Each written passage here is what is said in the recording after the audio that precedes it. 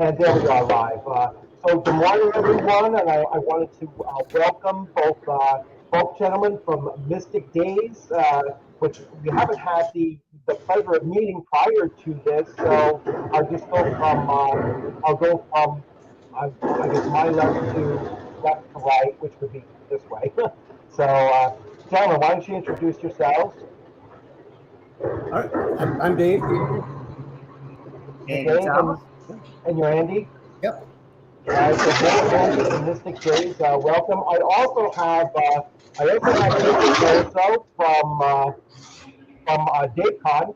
So Victor Dorso is running DaveCon, and Victor I've known for a long time. I mean, we go back quite a ways on Facebook as far as Facebook, as far as Facebook friends go and everything, but we've been in very common circles, whether it be OSR or just playing in general. And so, yeah, David, Victor and I go back, quite a ways. So, the reason why I'm bringing you on is that I recently became aware of Mystic Days, and I took a look at the Kickstarter. I was like, shucks, I missed the Kickstarter.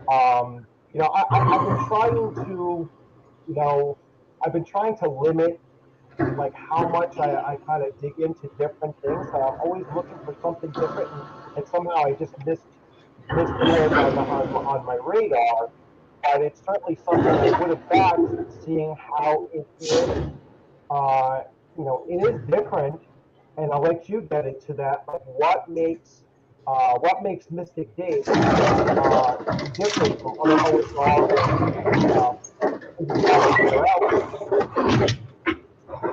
I'm sorry, I didn't catch that because Rick's truck is making all kinds of noise. Sorry, guys. Give me a minute here. I'll get pulled over. I think he's going off roading with his truck.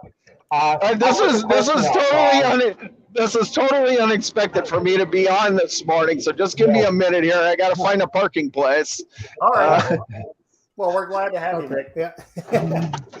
I really didn't expect to be on here raining on your parade. So, there's all right, hold on. Sunshine, brother. Yep. So, all right. What was that question again? Right at the bottom. It's up there now. So it's, what is Mystic Days? So describe the game, and then how is it different from other OSR and indie games that are out there? Okay. Wow, you want the long version or the short version? Whatever version you want to give. We have an hour and a half. Okay. So take whatever time you need. Well, basically, so I'll preface this with Dave and I, prior to releasing Mystic Days, hadn't played role-playing games in about 25 years, roughly.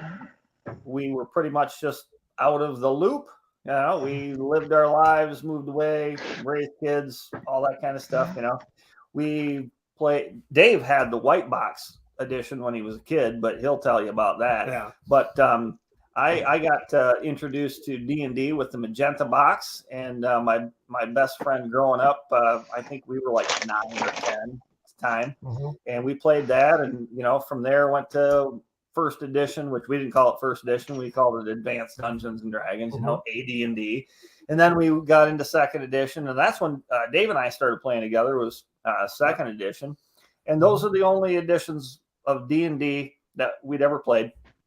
And we stopped somewhere around 1995. Is that mid-90s? 96, something like that. But in the process, we began to make up, like everybody does. You homebrew some rules that you didn't like this, so you change that, you tweak that. And eventually, we came up with the idea that we're not playing D&D anymore. We're playing a version of it. And, but then, it was 95, 96, and we kind of shelved it, lived our lives. And then 2020 hit. And I forget if you texted me, Dave, or if you called me, but he basically asked me, guess what I found in my basement? And of course, that's a loaded question. I'm like, I don't know if I want to know the answer to that question. But it was And knowing those two, I would not want to know either. Yeah. So it turned out it wasn't nefarious. It was good. It was our old game that we had been working on, and he even had it on floppy disk for crying out loud. So that tells you. Yeah. So we basically we went into, what would you call it, cryo freeze? Yeah. For like 2.5 decades, and then we stepped back into the gaming scene. Yeah. In 2020. So imagine our surprise. You know, I didn't even know there was a 5th edition Dungeons and Dragons. Last time I stopped playing was 2E. So we come out and we've got these rules, and then we're like, okay, how is this? Boy, for 25 years we haven't done anything with it. So we're like, okay, let's finish it. We got all kinds of time because, we're in 15 days to slow the curve. So that's what we did. We started working on it, plugging away, and we're just about there. We've got a couple of rule books that are now out to backers and some other folks that have purchased. And Vic was one of our great backers, so he's got a copy. We just sent them out last week, though. But we're still working on the 3rd book. And you mentioned some of the differences with no classes and that kind of stuff. But it was just, we didn't really like the idea that a mage couldn't wear armor. And that, a lot of those things have probably changed over the years. But again, like I said, we just kind of stepped out of cryo freeze in 2020. So, but we didn't want to rebrand D&D. That's not what we wanted. We didn't want, this isn't just another version of 5e or whatever. Right. And it's not. So I'll let Dave add to that. Yeah, battle mechanics are completely different. I got the white box in late 70s, and I couldn't find anybody that wanted to play. I don't know if when did the Satanic Panic happen? That was the 80s, wasn't it? 79, something like that. Yeah, so maybe that was why. Maybe that was going on, and nobody wanted to take a chance with playing D&D. I don't know, but I didn't play until I hooked up with Andy. So I sat with a white box in my closet for 6-7 years before I played, just because I had nobody. Of course, I lived out in the country, and the nearest person to me was a half-hour walk, probably. But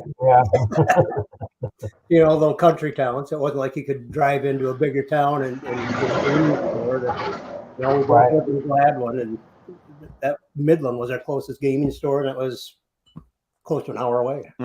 And then you had to get your parents to drive you. So you didn't have online, you didn't have all this stuff, but. But it was funny because when we pulled everything out of cryo freeze and got looking at it, that's what we had was rebranded D&D. We got really innovative in the 90s, and we got looking at it in 2000. It's like, oh man, this is just D&D, different So we dumped classes, magic. We tried to pretty much sandbox your character to where your character is skill based, so he's only going to get good at what he uses. So, if he wants to be a mage, fighter, thief, fine. But you're only going to get good at what you use, and you're going to have to use it to get better. So, you're really going to want to pick a few things that you really want to get good at, because you just, your character's probably going to die before you get too good at it.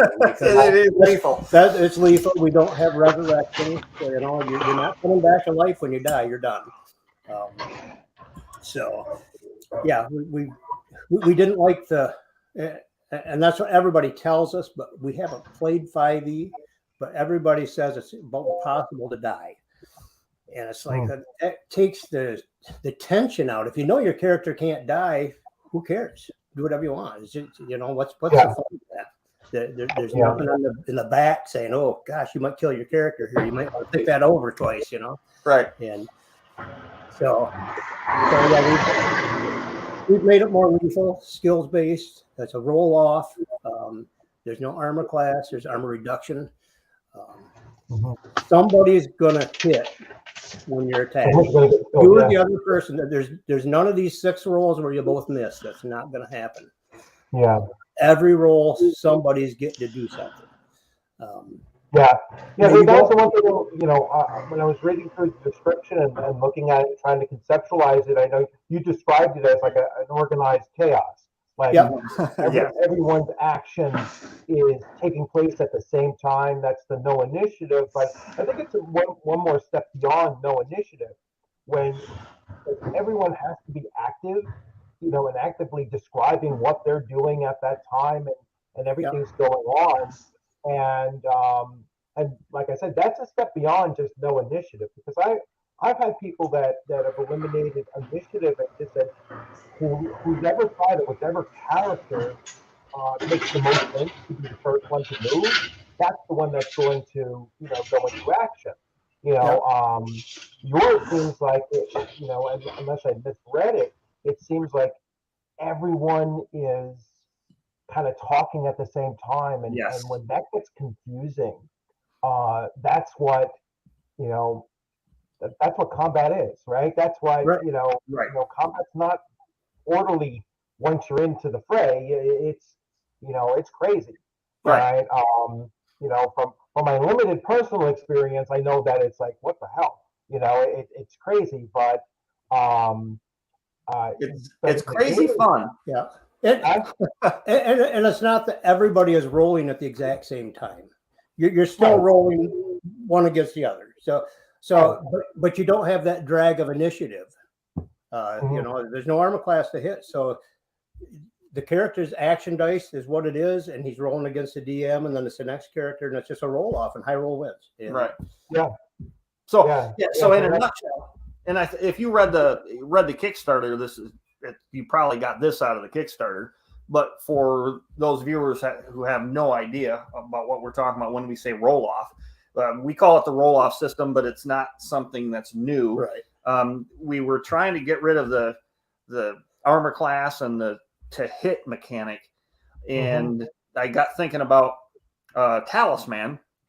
And anytime you encounter a creature in Talisman, somebody else gets to roll the d6 against you. And that's really a roll. It's a contested roll. And the high roll wins. And so I'm like, well, why don't we do that? And Dave's like, yeah, let's do that. And I was just thinking for combat originally. And then Dave's like, well, why don't we do that roll off for everything? So I'm like, because that sounds really hard, but I think we did it. So you roll off against poison, you roll off against all kinds of things. But anyway, in combat, the adventure guide, the AG, that's the equivalent of the dungeon master or the game master, DM, GM. So the AG will tell you, he'll describe the scene to you just like any other DM would. And then he's going to say, what do you do? Well, then everybody says what they're doing, and the AG is going to tell them what the monsters are doing.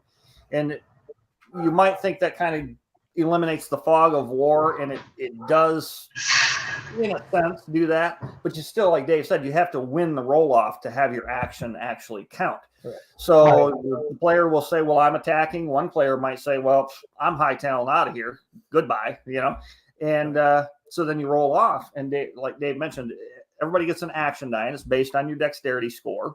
Monsters don't have a set dexterity score, so we just kind of arbitrarily gave them an action die.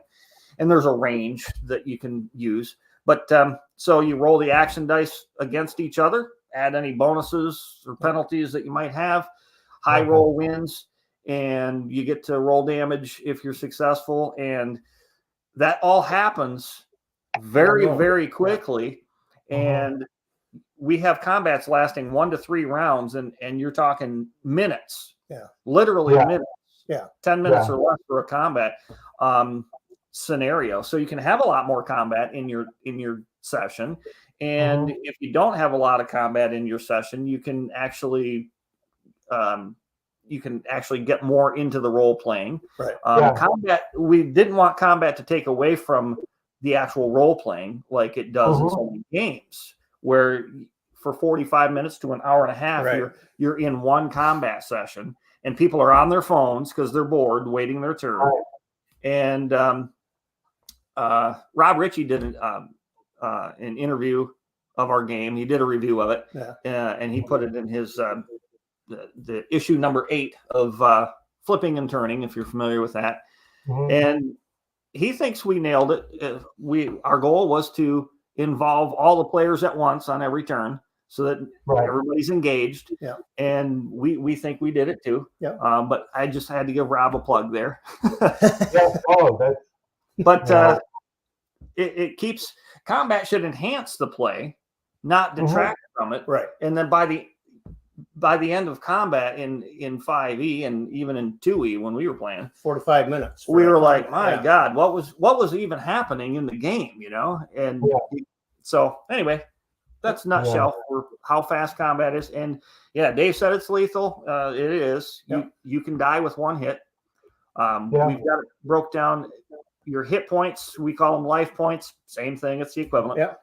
So you're going to have X amount of life points, and then we break that down further into 6 areas of the body. So you got 2 arms, 2 legs, torso, and a head and neck. So those areas all have a portion of those life points in that. And if you get hit in the head, you can be killed just like that. It can kill you, depending. So it forces players to be a lot more strategic. It takes into account the reality that most things will not fight to the death. Right. And so when you have an encounter, it doesn't mean somebody's going to die. The whole point of combat is to neutralize your opponent. And with the rules that we have, you can neutralize your opponent very quickly. Combat's over. They don't necessarily have to be dead, and your character doesn't necessarily have to be dead to be neutralized. Right. But combat is very fast and fluid, and you just got to get used to as a game master, an adventure guide. You got to get used to controlling that chaos. Yeah. And once you get used to that, it's quick. It is. It's really fast. So in my own experience, I really don't think I came into that, ability to manage the chaos until I ran an AD&D first edition group of 10 players. Oh boy! And I was like, holy cow! I mean, it was just and then when people that I talked to, they describe Gary Gygax's game, right? One of my players actually worked for TSR in 82 or 86. All right, so he played in Gary Gygax's game, and he was like, it was more closely related to a war game than than just a straight up RPG. So it was really, really old school. And he said there might be 16 players at the table, When you see, I'm wearing my Secrets of Blackmore, but when they talk about the Blackmore group, I mean, they had, 12, 16 people at the table. There was just constant, and that's where all the role playing came from. There was not as much dice rolling, and but they still managed to get through, even though as chaotic as it is. And that's something that I think it takes time and experience. Yes. To actually be able to manage so many moving parts at once, and a system that's streamlined, that keeps the rules simple but allows maximum flexibility. That I found is like, an ideal system for that. So you get that whole sense of, this is a chaotic scene going on, but it still works smoothly, and that's an incredible balance if it's struck. You know what I'm saying? It's like, wow, that was a great experience. That was a lot of fun, because I've had both scenarios, right? I've had the hour-long combat encounter, that lasted 11 rounds, and having to look at the chart, the hit chart. I'm AD&D, and I'm the first edition, and I'm Castles and Crusades. Okay. And when I compare the two, I'm like, wow, this is so much more streamlined, Castles and Crusades than AD&D First Edition. And then looking at your system, I was like, I see more chaos there, but, it might be even more streamlined than that, with just the simple challenge, system going on as well. So, I'm really looking forward to digging into it and to once it comes off of once it becomes general public. So when will it actually go into publication after the Kickstarter is done being fulfilled? We're looking at February of next year or sooner. Okay. So To have the books. we have the player's book, and the adventure guide. And the adventure guide, I guess that's a play on words because it's for the adventure guide. Right. And it's also a guide to adventure. But those two books are two of the three core books. The third book is coming, but those two books are done. Okay. And we've sent those out in PDF versions to all the folks that backed us. And then we made up an adventure to go along with it so they have something to play, and tried to write it from a beginner standpoint. So if they've never even played a role-playing game. So for somebody like you, it might read rather elementary in places, but that's why we wrote it like that. That's understood. It's a beginning adventure to a brand new game. And so we've got those three things out there, and so people can play them. And what we're hoping to do is get feedback then from them by December 1st or thereabouts. And then if, from typos to grammatical errors to even conceptual errors or game mechanics that need to be tweaked, we want to find those out, because players are going to find those things. And we've gone through it as much as we can, and now we're putting it out there. So then when they bring their feedback to us, then we're going to go in and make those changes where necessary, and then we're going to ship those PDFs, the updated versions, back out to them. And if there's nothing else, then it'll go to print. And so by next month, we hope to be done with the third book. What's taken us a long time on that is we wanted 300 different enchantments that you could have for magical items. And so we're about 50% of the way through that. And once we get through that, we're going to scroll through the monsters. Dave's working on that right now.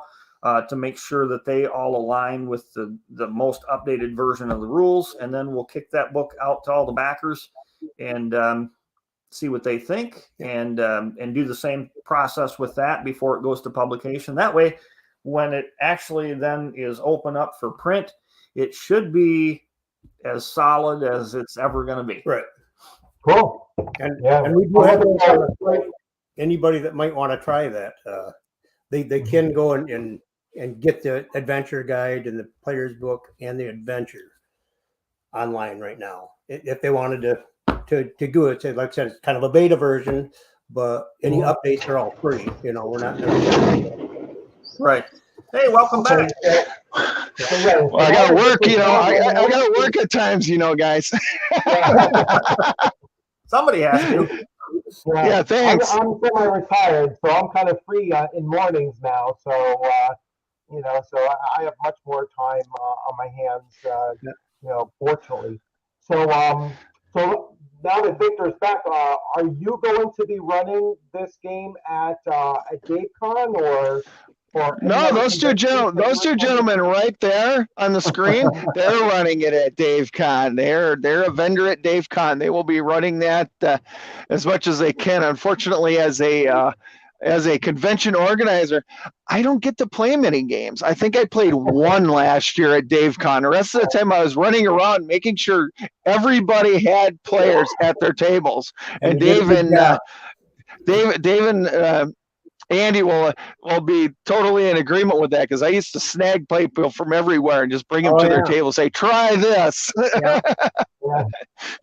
Vic runs an awesome convention. I know it's not easy. He makes it look easy, but he's running around. He doesn't have time to play any games, but maybe we'll corner him in maybe after in a midnight session or something.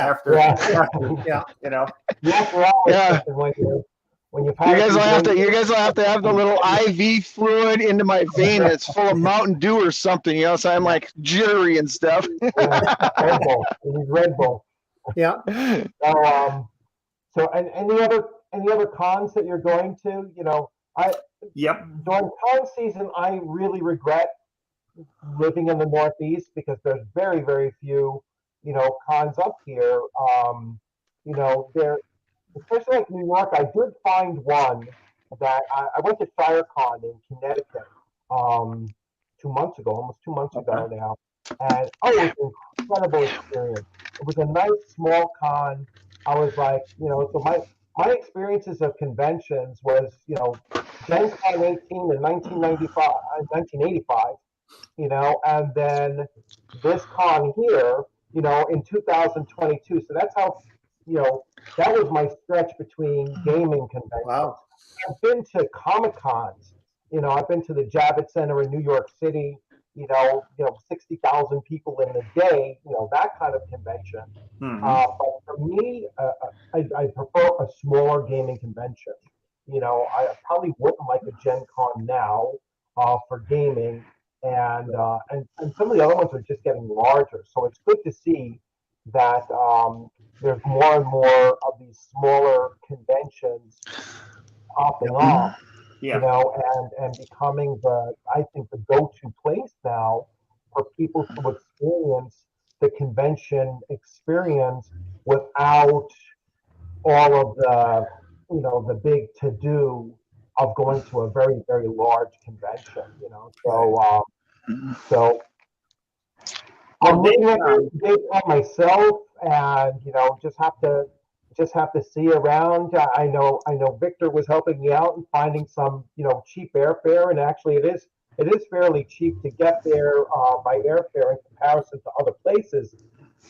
But I have to leave out of Newark. Newark is like the worst goddamn airport in the country to get to and to get out of once you're there. I mean, I was like, wow, let me just look at other options. So I looked at some New York options, and I was like, for $70 more, it's so much easier for me to go out of LaGuardia and get to the same one. So I was like, There you go. All right. Yeah. you know, Newark is a nightmare. If you've never been to Newark Airport in New Jersey, it is an absolute nightmare. It is a maze to get in. It's worse getting out, and it literally takes like an hour and 20 minutes just to get off the freaking airport. You know, so it's I haven't been to the East Coast in quite a while. I used to drive truck, and I hated the East Coast. I mean, anything north of Virginia, I didn't want to go. So I don't miss driving days out there. But, so I feel you. But we've been to Dave Con, and we're going again, and loved it. And of all the cons so far that we've been to EverCon. That's a great con there in Wisconsin. We've been to Phoenix Con. That was a lot of fun. Wisconsin. Our first con that we went to was Cincy Con, and that's down around Cincinnati. And then we went to a Catacon, and we're going to a Catacon again at the beginning of next month. That's in Dayton, Ohio. The first weekend of November. So I'm thinking of fourth, fifth, and sixth is what the dates are there. So we'll be there playing the game, and hopefully we're going to have some mock-up versions, at least of the books, so people can actually have a physical product to look at. And then after a Catacon, the next con we're going back to EverCon, which is going to be in January. And then of course DaveCon's not till April, but we're looking forward to that. But I would say so far of all the cons, that was my favorite because I got to meet Dave Wesley there and actually play an old school D&D game with him. That was fun. So I got to kill a were-rat with David Wesley. That was pretty cool. So plus we got to meet Vic, this crazy guy up there in the corner of your screen. He's learning. We even put beer on his tab. Yeah, he has an open tab for us whenever we show up in Minnesota. So that's why we really come to Dave Con. Yeah, well, you guys, there is a opening at the dishwashing station if you leave me with your bar bill again. That's noted. Let me see if I can fix my sound. Someone's saying my sound is coming up kind of weird. So, are you guys hearing a sound problem or no? It's Nope. You can hear it okay, but it's kind of muddled a little bit. I mean, All right, let me change my mic and see. Okay. Maybe it's this. It sounds kind of like it's in a tunnel. yeah. All right, is that better? Oh, yeah. Oh yeah, lots better. All right, you know what it is? There's a mic on the camera, Yeah. and that's inside a cubby, and so that's what makes it. And it's hard to tell which one is the USB mic because I have this one here, and then I have that there, and okay, so hopefully that fixed it. Oh yeah. Thank you, Yeah. thank you, Thurston Howell, for letting me know about that. So yeah, when I do these things, I get so tired of wearing the headsets. It just drives me nuts, and it's like just goes crazy. So yeah, this thing I'm just don't like using it. It's great sound. I can hear it great. It's the mic is perfect, but it's just uncomfortable as heck. Well, yeah, after 10 minutes of that, your ears are sweating. Yeah, and plus the black stuff comes off, and it's like, it's on my face, and then you got to scrub that crap off. But anyway, yeah, so yeah, I'm definitely looking forward to, and hopefully it all works out, that I'll be out there at Dave Con. I want to give, big support, to Dave Con. Even if I don't make it out there, I'm going to keep on, pushing for people to go out to that con, because I mean,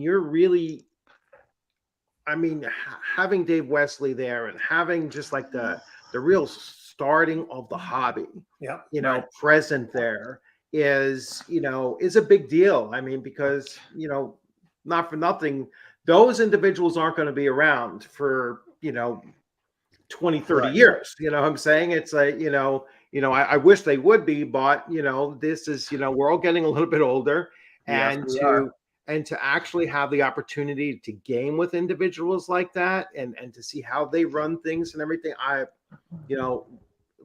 really want to do that. It's like a bucket list kind of thing. It's like to get out there to, Wisconsin, and to go to some of those, those cons that are just more traditional. And that's what I'm, really looking forward to doing. So, well, you won't be disappointed. Everything pans out. Yeah. Hopefully it pans out. I was looking, like last year, and I was like, airfare 6 months ago, airfare was ridiculous. I was like, I can't spend $2,000 for a weekend, because the airfare is going to be $600, round trip. It's like, so I was like, well, let me see if I can drive. And I'm not a former truck driver, although I used to enjoy driving. I could drive from New York to Florida when I was 23. Sure. A 15-hour drive in one direction. I'm like, oof, that's a long haul. For a one shot. And I was like, if I start staying at hotels along the way, mentally, it's like if I'm within 8 hours of it, I'm just going to push through. Right. Like, why the hell would I stop with 8 hours to go? That's, to me. So I was like, it just wasn't in the cards. But this one definitely did. If the airfare actually comes down even a little bit more, and I'm definitely there. I also have some more local ones that are around the same time. So I got to kind of weigh everything out, because Rising Phoenix is another con that's up in Massachusetts. So that's like a 2-hour drive for me. Okay. And so I'm looking at that as well. I just wish that there were more small cons, all over the place, and hopefully with the close of, with COVID being over and people not being so, afraid to go out to these things, maybe more of them will start cropping up now too. So that's another thing I'm looking forward to. Okay. So now that we've kind of broached that, let's talk a little bit about DaveCon and some of the things that, you know, kind of brought us, I think, all of us here. And that was, you know, that was a recent internet, whether it was Twitter and YouTube attack. And I'm not going to mention the individual, you know, but there's an individual out there who every, you know, 3-4 months decides that, oh, it's time to attack the OSR, you know, which by the sounds of your game, it's not technically an OSR. It's really it's really an independent venture. It's not a derivative of, you know, really an older game. It's more its own thing. I think Rob Ritchie said after reading through it, he didn't think it was first tier OSR, but he classified it as what he called second tier OSR. Yeah, So, the second wave said yeah. OSR, the second edition. Yeah. Right? So, but anyway, so the attack on the OSR has always, you know, has been, oh, it's not inclusive, it's not this, it's not that. You know, but where at the same time they're saying, if you don't like what we're doing with this, then go create your own space. We go and create our own space, and then they want to, oh, now you're gatekeeping us. You know, it's like you can't win with them. And so when these mostly Twitter people come out and like, you know, they like something that I don't like, and so now we have to hashtag ban them. And that's where it really came was that, you know, that's how I discovered you. That's how I discovered the attack on DaveCon in general. Was there was a hashtag to boycott. And I'm like, this is coming from somebody who had no intention of going to DaveCon. Correct. Someone who didn't know your product at all, you know, and is just throwing his YouTube presence, I guess, out there to try to stop people from not just enjoying the hobby that you enjoy, but really trying to prevent you from being able to participate and, you know, and make sales. I mean, you're basically you're in business, and it's, you know, it's an interference of your ability to get your game out there by these false labels and such. So I'll let Victor jump in on that first, and then we'll come to both of you. Unless Victor, there it is. I'm here. Can you hear me? Yep, I hear you fine. All right. Well, I mean, it's just, you know, it's what do you want to call it? It's just reverse gatekeeping to those guys. I mean, that's the way I feel about it. Is they think that just because you're associate, you've hired somebody to come to your convention, that it's are you guys getting a feedback? Because I'm getting a feedback here. Just a little bit, not very much. Not very and your much. screen is frozen, so I don't know if you just. Yeah, I might have froze it. Yeah. It might be on my end.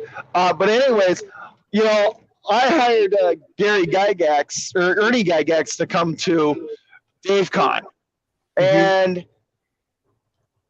everybody thinks that Ernie, you know, because of his, hold on here, let me turn off my truck. Maybe that'll help. Everybody thinks that because of one statement he's made or something like that, that he's automatically a racist, homophobe, transphobe, all these phobias. And the simple plain fact is they've never talked to the guy. I offered that individual that's attacking DaveCon an interview with Ernie Gygax. He said no. He did not want to because he's got all the information he needs from others. And the problem with information from others is, and a lot of these bloggers and vloggers and editorial pieces is I've talked to some of these guys and I've sent emails to them, and I said, did you ever consider calling like Ernie Gygax direct, or this person direct, or this person direct, and get the information straight from the source. It says no. I've never seen one of them say, well, yeah, I tried to, but I couldn't get through, but it's always been no. They've always said, well, I've read this other article, I watched these videos and everything else, and then they take this information and extrapolate it and make it into the sensational story that's basically clickbait for people. You know, you go in there and you just click on it, goes, oh, look, Ernie Gygax said this. Well, guess what? Call Ernie. Get it direct from him. Yeah. Call whoever and get the information direct from them. Because if you don't, you're obviously going to get something you're going to write something that's going to satisfy you and your viewers or your people that you are reaching out to. You know, the journalism in these day and age is sadly, and I'm going to say this, horrible. Mm-hmm. We don't have the Merton R. Burroughs and the Walter Cronkites and them that give you the straight facts, and that's it. These days, it's just horrible, and I feel sorry for the youth that are coming up because they feed on this stuff, and it's just you know, they get such bad information. It's just, I don't know what else to say about it. So that's what I have to say about these vloggers that use other people's stuff and extrapolate stuff, and they won't call people direct. So like the guy right. that we're talking about, Dave, or is it Andy, offered him the plane trip and everything to come out to DaveCon. He categorically refused in public because it was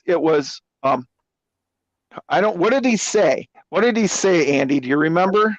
I screenshot it. I don't recall exactly what his excuse was, but he declined. He adamantly declined, and I offered it more than once, and I left it open. It's still open. He can come out to DaveCon and meet everybody out there that he wants to claim as a racist and this and that, and actually meet them for himself and make an informed decision. Mm-hmm. But he's still refusing to do that. But he wanted to pass that invitation off to someone else in Australia. Yeah. And so I had to make it clear to him that the invitation was for him because he was the one making the accusations. Right. But I digress. He didn't want to do it. And then he wanted to claim that my offer was fraudulent because I wouldn't extend it to somebody that I don't even know that he wanted to give it to. So I'm not flying anybody from Australia. Yeah. No, that's I'll fly you from Jersey, but that was a not in good faith suggestion. And it was only meant so that he can then turn it and say, oh, you see, I gave them an alternative and they rejected it. Right. The guy is really a horrible human being, and nothing positive comes from trying to reach out and reason with him, or if it doesn't match 100% with what his narrative is in his own head, and all of these ifs and buts and everything like that. So right. there really is, and he's actually come out on his own channel and said, I don't care if Ernie Gygax Jr. comes out and starts apologizing, I'm still not going to accept the apology. So it's like when you're dealing with somebody like that, where there's no point in apologizing, there's no point in, the best way to handle that is to just tell them, go kick sand, and that's it. I'm not going to pay attention to you. Very similar action was done by another internet troll who tried to pull that with Gamehole. All right, the Gamehole Con, saying, hey, this person shouldn't be running a game. Wasn't even a special guest or anything like that.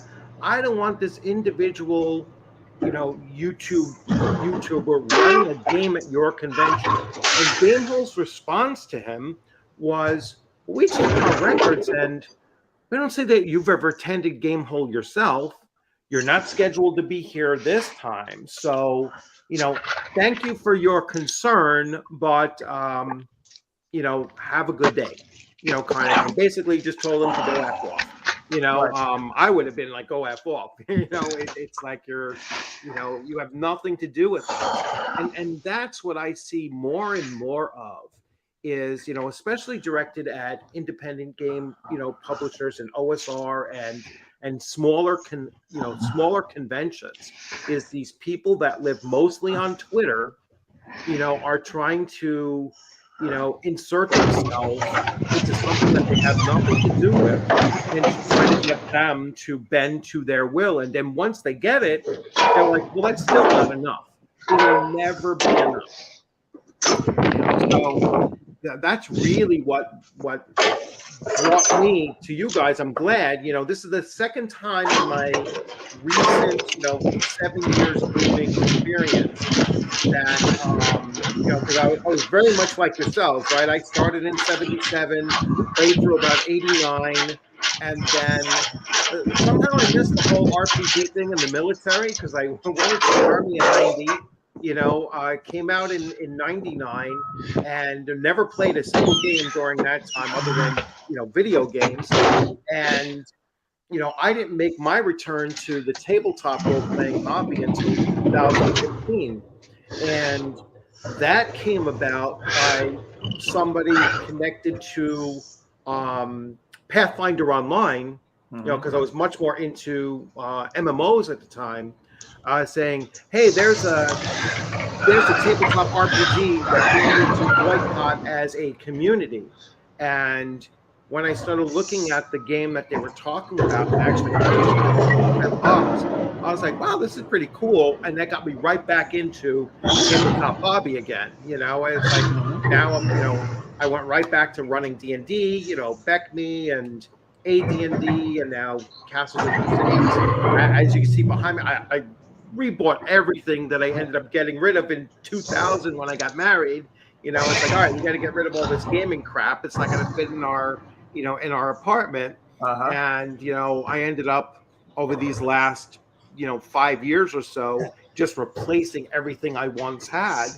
And, so again, like sometimes these negative things will bring people into, the hobby and see what the, or to a game company or a creator and see, well, what, this is, you got to see things for yourselves.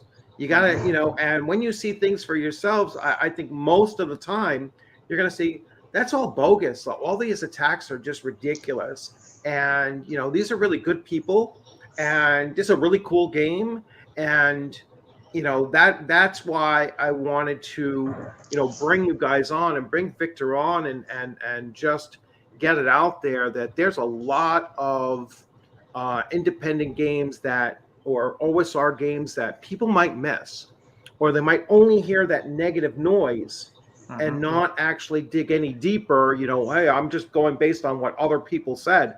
I mean, if there's no more ignorant comment to ever come out of someone's mouth, then I'm basing this solely on what other people said. Right. And so I'm so happy to have had the opportunity to bring you guys on so close to the event too.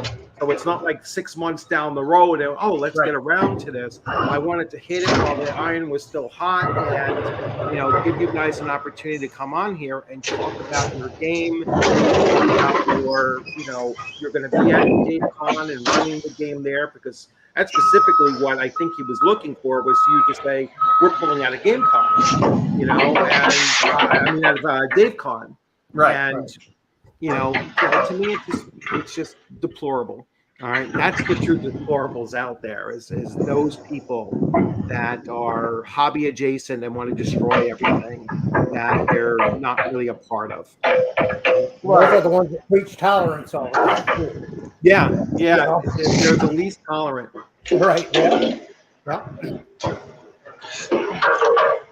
No, Well, one thing that I've noticed is, and I'll use the G4 TV cancellation as a perfect example, is that many of these people just come in with a political agenda. They have no desire for the gaming industry whatsoever, let alone your game.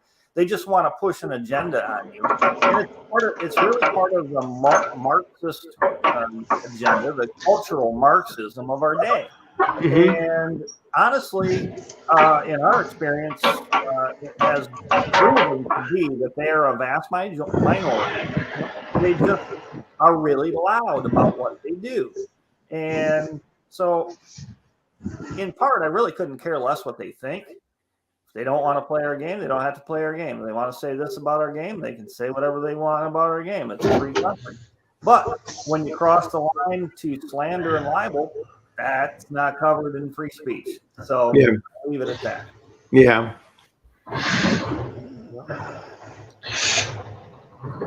Okay, Victor, you wanted to add anything to that, or? No, I think they basically hit it. I mean, how do I want to say this?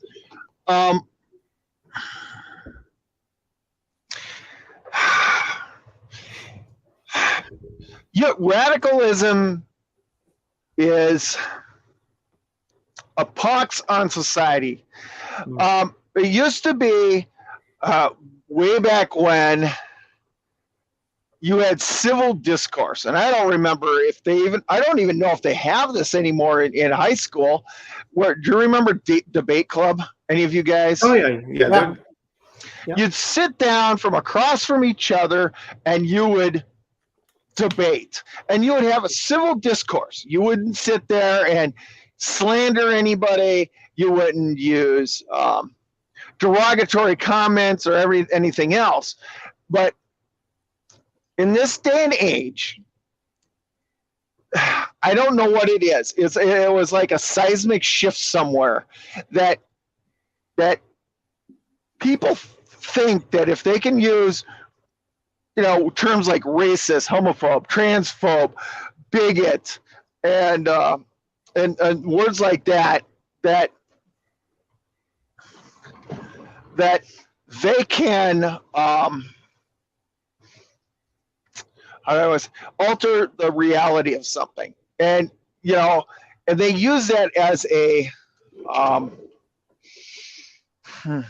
like I said, it's slanderous. It's slanderous behavior, and it really looks, and it really is a pox on our society, as far as I'm concerned. When people start using that terminology, and they use it when they don't even know the person, they could be saying to Dave or Andy or even you, Bluddworth, they could say that you're a homophobe, a transphobe, or something, and they get it wrong completely because one of you guys might be gay, or one of you guys might be trans, or you know what I'm saying, and they use it just because they have no filter anymore. There's no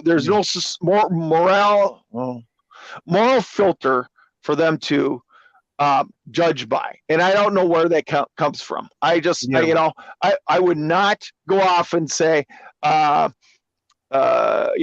Andy and Dave are two gay guys that put out a gay, I don't really care. To me, it's Andy and Dave, it's Bluddworth. You know what? You're friends. I don't care if you're gay, trans, whatever. You know what I mean? At heart, I'm a libertarian. You do what you do in your house. I do what I do in my house. We leave each other alone. You know what I'm saying? Yeah. So I just with the internet is it's not face to face anymore. Right. They can say something to you from across the world, and so who cares? What are you going to do about it? It gives people a false sense of courage in the public discourse anymore.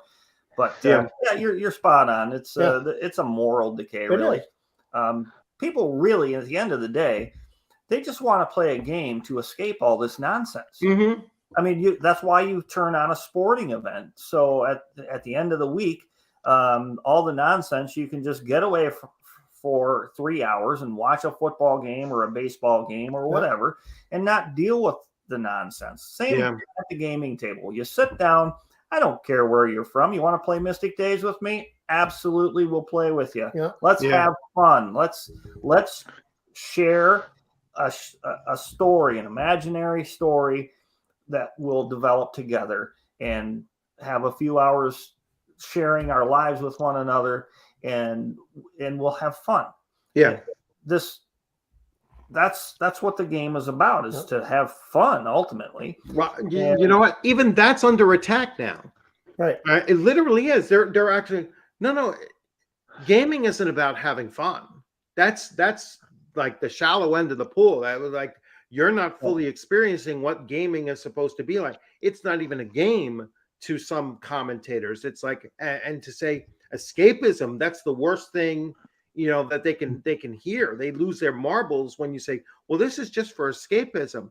You're trying to escape my identity. You're trying to escape acknowledging that I exist. You're trying to, it really is the world turned upside down on its head. It's, you can't reason with certain individuals. And once they reveal themselves as being completely unreasonable, they diffuse their own power over you, because now you don't care what they say about you. Right. It's like, and that drives them even worse, because now they realize, listen, someone can call me a racist, a white supremacist, or whatever. If I have no respect for that individual, it means nothing to me. Right. I'd be more concerned if someone said that I cared about, that knows me well, says, hey, Rich, you were an asshole, and I'm like, oh, okay, why? What did I do? You know what I'm saying? But if this clown said, hey, you're this, you're that, right, I don't care. It makes no difference to me, and then when they realize that you don't care, they lose it even more. That's when they start lashing out, and they start to, oh, we have to boycott this person. We can't have this person at a convention, or, they can't sell their product on drive-through RPG. I mean, it's like there's so many of these outlets that will bend the knee to just one person complaining on Twitter. That's the scary part of it, is that, these social network companies, are afraid of what this small minority might be able to do. And so that's why there needs to be pushback on them. That's why they need to be exposed as the ones that are, that are of the true detriment to whatever we're doing, our hobby, our discourse, our society as a whole, because, they won't just let people live. Yeah, they have to go out and destroy when they find somebody that doesn't match their narrative. Right, because they have this. It's just a deep psychological issue that they need to be affirmed of. And when you disagree with them, you don't affirm them. Well, I'm here to tell you, the world's not here to affirm you. I couldn't care less if somebody affirms me. I really don't care, because I know who I am. I know who my God is. I know who my friends are. And if those people tell me something, like you said, then they have a vested interest in my life, and so I'm going to listen to them. But people that just want to call names and that kind of thing, I really couldn't care less. They're the ones with the problem, actually. And so they need help, and I'll pray for them.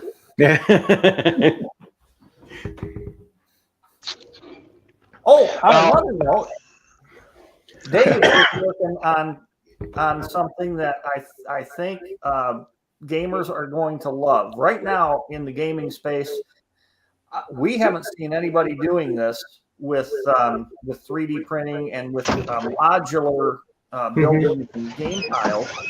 And what Dave's doing on the 3D printer is he's producing something that I won't let the cat out of the bag, but he's producing something on the 3D printer using open source to make modular buildings way better for gaming. And we're probably going to end up doing a Kickstarter for that. But he's got some prints here I'm going to look at after we're all done. But I wanted to plug Dave's 3D work there for some Mystic Days tiles and buildings. Well, that sounds cool. Yeah. All right, and will there be digital versions of those things as well? Like you could STL files. STL files. Yeah.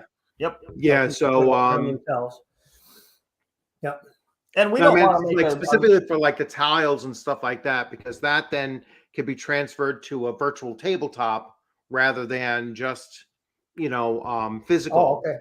You know what Can I'm you saying? do that with an STL file? Yeah. So Okay. It could still be the same like digital structure of it. You could see the image of it, but then you could drop it down on a map, like on your screen and everything. Because the wave of the future is digital, like like what we're doing here now. And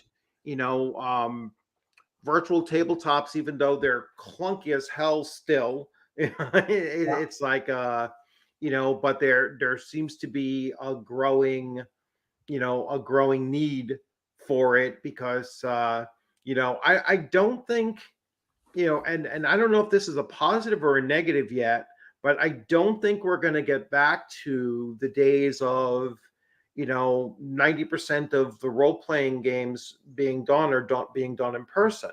I think there'll still be the high demand and probably a greater demand for doing things over the computer, doing things virtually.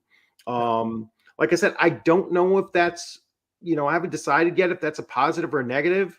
I mean, I think it's a positive, but I don't think it's going to replace, or I don't know that it'll really even diminish, just tabletop role playing, because there is I would say there's several elements with in-person gaming that you just don't have like this, or with the digital. Because with the digital, I know one D&D is doing it's really cool. You can make your character and whatnot, and they look like this, and the room looks like that. But what it does is it totally destroys your need to imagine it yourself. Right. So the theater of the mind is completely lost there. Yeah. And I don't think the theater of the mind is going away anywhere. Oh. You can't. I got to grab a phone. Hold on. Okay.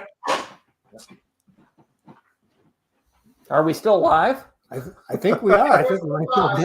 Okay. Mr. Dave. As far as I know, we're still alive. I just keep turning off my mic because I'm driving. I'm not on city streets, so I'm not doing anything illegal. You know what I'm saying? Okay, well, that's good. That's good. But no, I as far as you guys are saying about going digital on with D&D and everything else, I think it's going to be a total killer. I think you're going to have more and more people with social issues, because they're not out there, talking to people. They're not in the public. You know what I mean? And there's going to be those issues. So it's, you know what I'm saying? I think that is a downfall of the digital age, is that you don't have that actual physical human interaction. And I don't know how many stories I've read from people that used to be really socially recluse, but games like D&D and Call of Cthulhu and that were a catalyst for them to overcome it. And it's because they had to actually be in a room with other physical people and interact with them, and that's what helped them. And I'm not saying that a forum like this can't do it either, but I think it doesn't have the same power as in person. I think the younger generation is the one Where me, I don't want to play online personally. I want to get together with a group of people and play. But the younger generation, that's the norm for them now. And I think you're going to see more and more going to digital, like you said. Yeah. Yeah. Yeah. Yeah. I've done both, but I tell you what, I got a group of guys up here, Minnesota guys and gals. Let's not forget the women. I love women in gaming. Women in gaming is one of the best things ever. I'm going to tell you that right off the bat here, because women bring a whole different dimension to the gaming world. Yep. And anybody who says, I don't want a woman at their table, well, guess what? I don't want you at my table then, because guess what? I like to have these women at the table because they do bring this how do you want to say it? Dimension, a whole new dimension to the game. Yeah, and it's hard to identify that dimension too, because I mean, I'm the same way. I have one woman who sits at my table, and actually both mine. She plays my AD&D and my Castles and Crusades table, and but for all the years that I was with MMOs, there were always women in those MMOs, especially at like the guild, because MMOs use guilds and they have groups of players that are working together. And MMO guild leaders, like female guild leaders, were freaking brutal. I mean, they took no crap from anyone, and they were so cutthroat. And that's always been my experience. I was like, if you're anticipating them to have all they're softer, they're more, they're more nurturing, hell no, not in the gaming sphere. No, they're there to kill. Cutthroat as hell, especially in PvP based, RPGs, MMO RPGs and everything. No, I was like, I played with them for 20 years. One of my oldest internet friends, all right, is a female author, and always in the guilds, always a guild leader. Any game that she's playing, she's always a guild leader, and she, like I said, I mean, absolute cutthroat. It's like, no, don't mess around with her, and because she will have everybody just mess up your shit in a heartbeat, and be relentless. That no give up either. It was like, no, it's like, no, she will torture you for a long, long time, for crossing her. So, but like Victor said, women at the table, they do bring that other, just that other aspect. They see things differently. But it's never like really predictable, and they probably see the same thing and think the same thing about men and what what we bring to the table, because I don't think that I wouldn't say that we all bring the same thing to the table either. There's got to be nuances there as well. So I think the more diverse your table is, between and it's not about skin color or gender or anything like that. The more diversity of thought that you have at the table, the more diversity of personality that they're bringing to the table is what we should all be looking for. It's like, I don't want everybody that's exactly the same, thinks exactly the same for the most part. At the table, you're not going to get anything done. It's like right. And in Mystic Days, we wanted to incorporate some differences between the two sexes, and so we did. And Dave and I will talk about it afterwards, because I came up with another idea. But one of the ideas, we've got a couple of elements within the game, but one of the elements in the game is we call it intuition and gut checks. And it's not like men can't have intuition and women can't make a gut check, but we labeled them as such because the term woman's intuition has been around forever. And there's a reason it has been around forever, because it's a thing. Dave and I have been married to women that have proven it time and time again, and you probably Mm-hmm. have too. Yeah. So, so we wanted to incorporate differences between the sexes, and so that was one method we came up with. And, Mm-hmm. and intuition, and you can, anybody listening, you can take this and do with it what you want. You can incorporate it into your game if you'd like to. How we did it was we used the D20, and if you're going to a female character, a player of a female character can make an intuition check, and we kind of left it open-ended for how often they can do this during the game. Mm-hmm. That's up to individual game runners on how they want to approach that. But when the player of a female character wants to make an intuition check, it's not prophecy or anything, but they're making a check to see if they should or should not do something is what they're doing.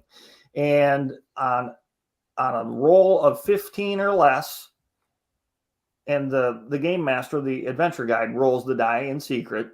On a roll of 15 or less on the D20, they have to answer that question honestly. So that's one of the very few rolls that we don't tell the adventure guide to roll openly. That's a secret roll. Yeah. And so the player doesn't know if they got it right or not, but the odds of them getting it right is 75%. So the odds are pretty high, 1 to 15 on a D20.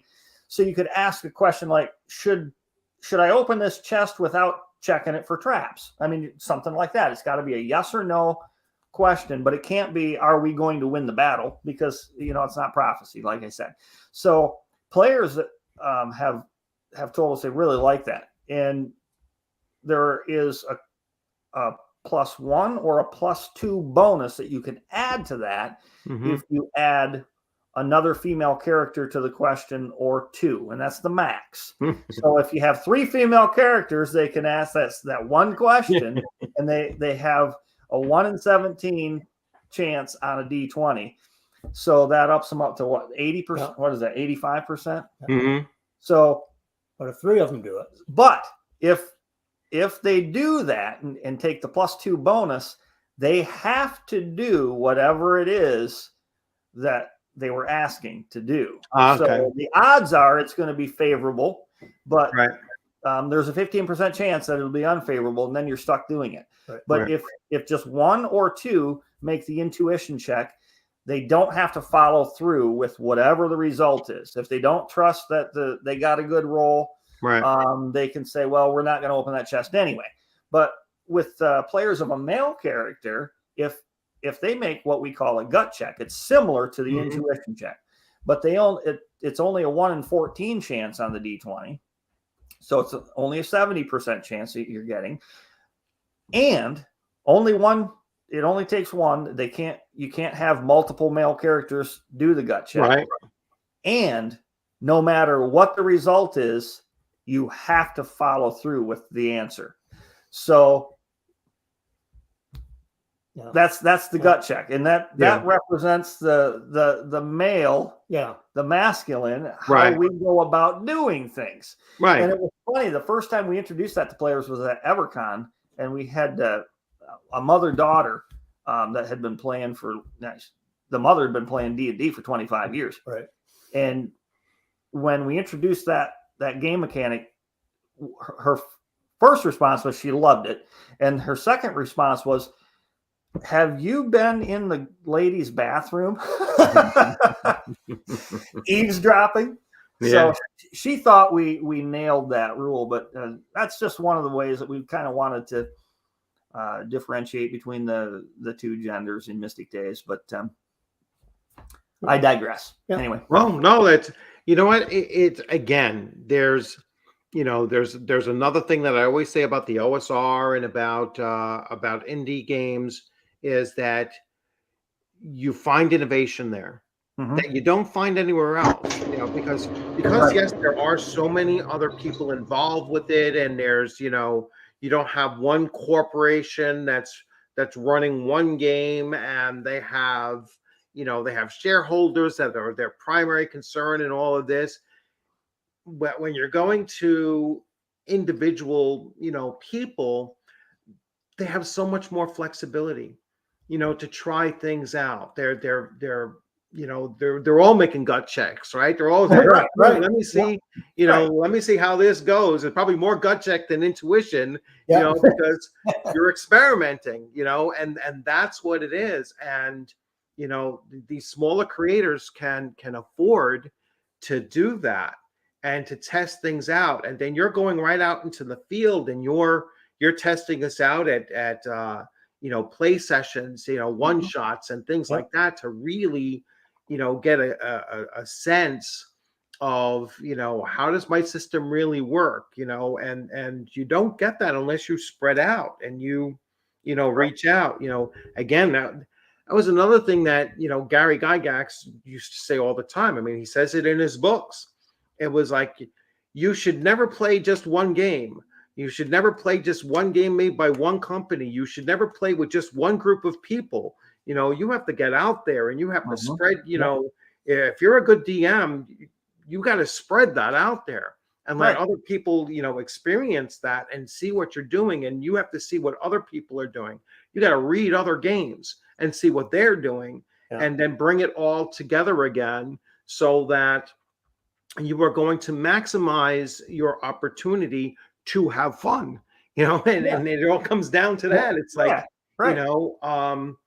if you're playing the same vanilla rules that you've been playing for 20 years with the same 5 people that you've been playing with for 20 years, none of you are growing.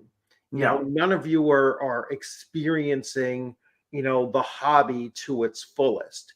And, so it's really, really good to hear about games that, have these little things in there. That's one of the questions I ask all of the creators that I bring on here.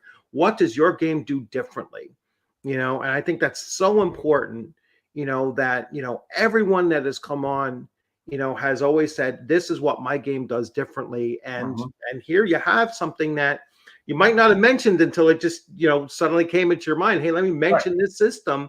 And it sounds awesome, and so.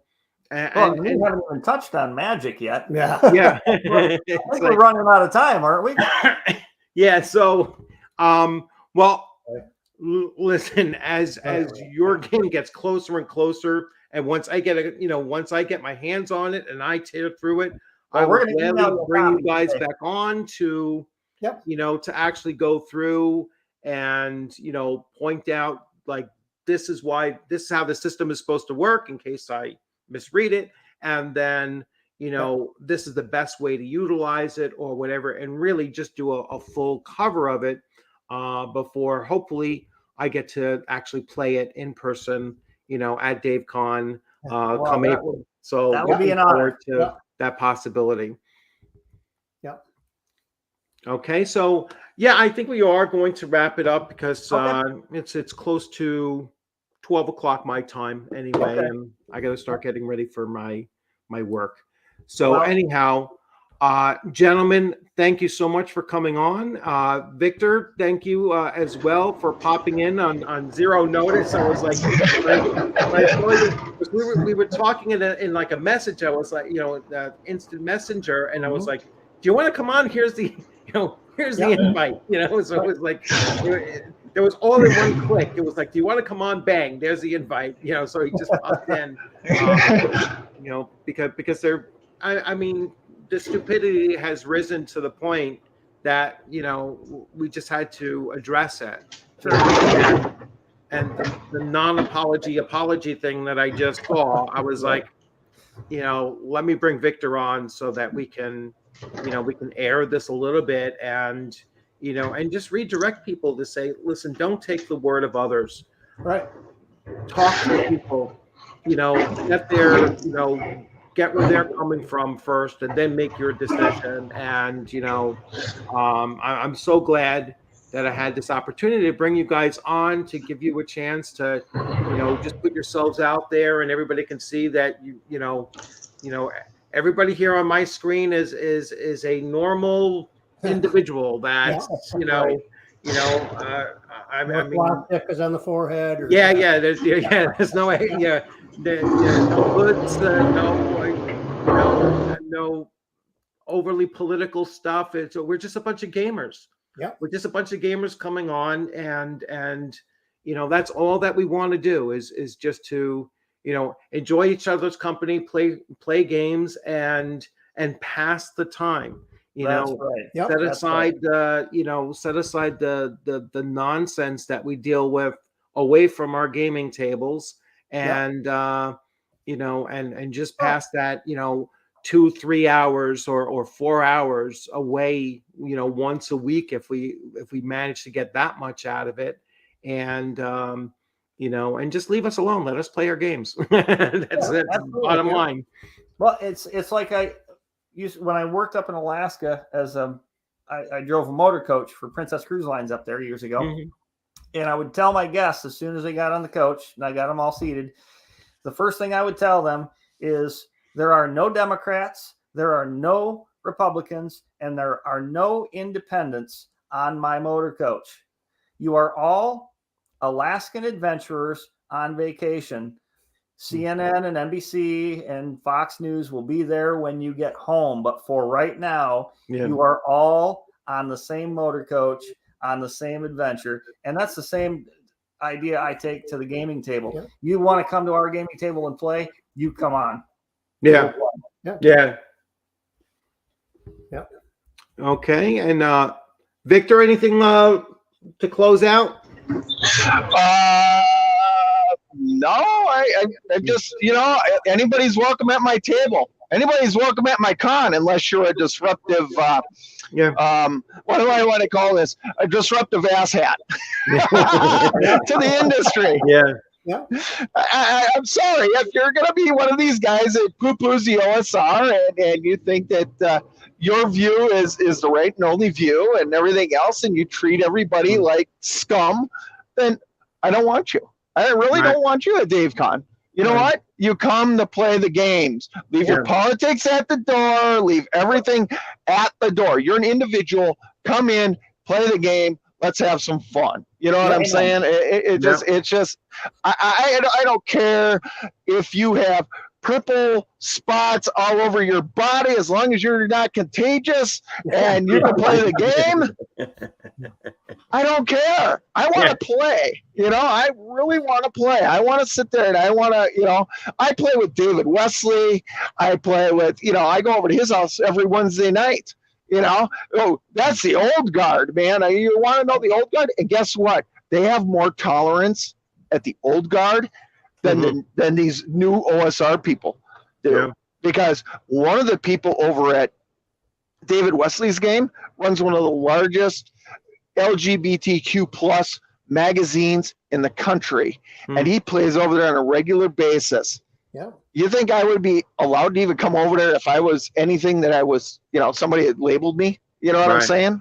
Right. It's just, and that individual is coming to DaveCon too. So, I mean, let's how about some more tolerance out of the people that hate the OSR? You know what I mean? Yeah.